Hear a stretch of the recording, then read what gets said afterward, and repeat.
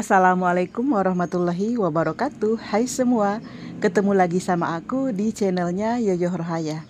Apa kabarnya teman-teman semua? Semoga selalu sehat dan selalu bahagia. Terima kasih udah klik video ini. Semoga videonya bermanfaat ya. Buat kalian yang baru menemukan channel aku, selamat datang, selamat bergabung. Semoga kalian suka dengan videonya. Video kali ini kita memasuki poin ketiga, yaitu fleksibilitas atau fleksibel atau luwes. Dimana seorang pedagang dituntut untuk bersikap fleksibel atau luwes dalam menghadapi setiap situasi atau kondisi yang tidak pernah diduga yang terjadi pada saat kita menghadapi pembeli. Selama aku berkecimpung mengelola toko, aku telah banyak menemukan berbagai karakter orang, dan disitu pula lah aku mulai mempelajari bagaimana caranya menghadapi mereka. Pada saat kita memutuskan untuk terjun ke dunia marketing, maka kita harus mulai belajar untuk menurunkan ego kita, karena seorang pedagang itu pastinya akan menghadapi banyak sekali orang dengan karakter yang berbeda.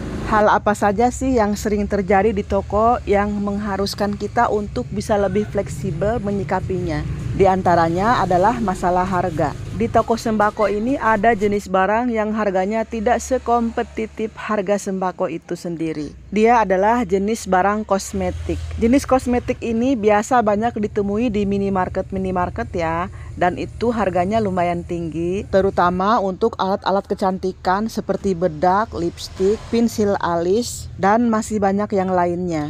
Biasanya orang-orang yang berbelanja di minimarket itu mereka tidak berani melakukan tawar-menawar harga. Sedangkan kalau mereka belanja ke toko sembako seperti kita, mereka cenderung suka menawar meskipun mereka tahu bahwa harga kosmetik di minimarket itu jauh lebih mahal. Disinilah kita harus mengikuti ego mereka tanpa kita kehilangan keuntungan yang maksimal. Caranya kita harus tetap tersenyum dan kita kurangi sedikit saja harganya.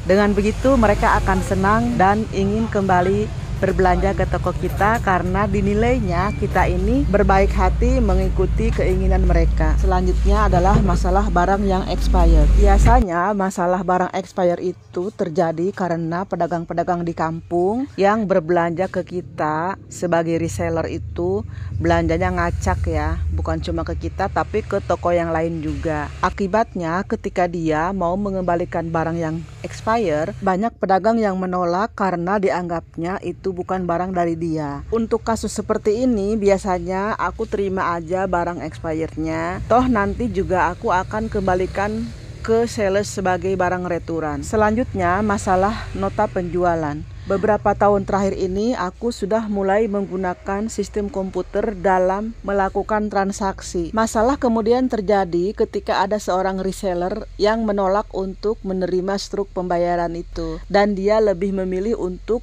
menggunakan nota penjualan secara manual. Awalnya aku sempat bingung karena setiap transaksi itu sudah aku lakukan melalui sistem kasir. Dengan segala kemudahannya, sistem kasir ini membuat transaksi lebih cepat sehingga kita punya banyak waktu untuk mengerjakan pekerjaan-pekerjaan yang lainnya. Tapi kembali lagi, di sini aku ingin membuat pelanggan-pelanggan aku merasa nyaman. Sebisa mungkin aku akan mengikuti keinginan mereka selama itu tidak merugikan perusahaan aku dan masih bisa aku kerjakan. Masalah selanjutnya adalah uang belanja yang kurang. Nah, kalau udah menyangkut dengan keuangan, sebaiknya kita berhati-hati ya teman-teman. Karena tidak semua orang jujur dalam hal keuangan. Di sini biasanya aku mencoba sekali dua kali bila mana seorang pelanggan berbelanja dan mengalami kekurangan uang karena belanjaan yang kebanyakan, biasanya aku kasih kesempatan untuk kasbon dulu. Selanjutnya aku akan menilai seberapa jujurnya dia dalam hal keuangan. Masih banyak masalah-masalah lain yang harus kita hadapi. Intinya kita jangan kaku dalam menghadapi mereka. Sependiam apapun kita, seintrovert apapun kita, kalau kita sudah terjun ke dunia marketing, itu artinya kita harus pelan-pelan merubah diri. Sebagai pedagang, justru kitalah yang harus bisa mencairkan suasana ketika kita menghadapi orang-orang yang cenderung pendiam dan malas basa-basi. Di sini aku ingin mengatakan bahwa kita harus siap menghadapi orang dengan berbagai karakter. Meskipun awalnya kita kaget, tapi lama-lama kita akan terbiasa. Bahkan kadang suka senyum-senyum sendiri kalau menghadapi pembeli yang rewel. Memang ada sebagian pembeli yang santai. Ketika dia masuk ke toko kita, dia ambil keranjang, masukin barang-barang ke keranjang, udah beres masuk ke kasir, total belanjaan, bayar. Ada juga pembeli yang datang belanja sambil nawar-nawar.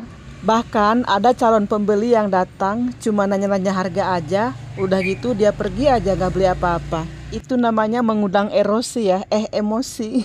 Apalagi kalau pedagangnya emak-emak pas lagi PMS. Wah, bisa perang dunia ketiga.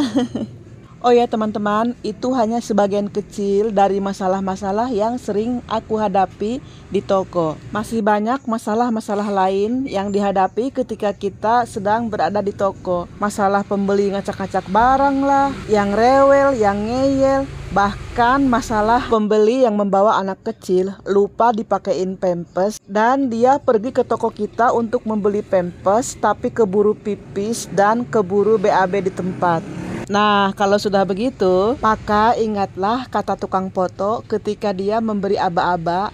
1, 2, 3, senyum. Oke teman-teman, sampai di sini dulu ya videonya.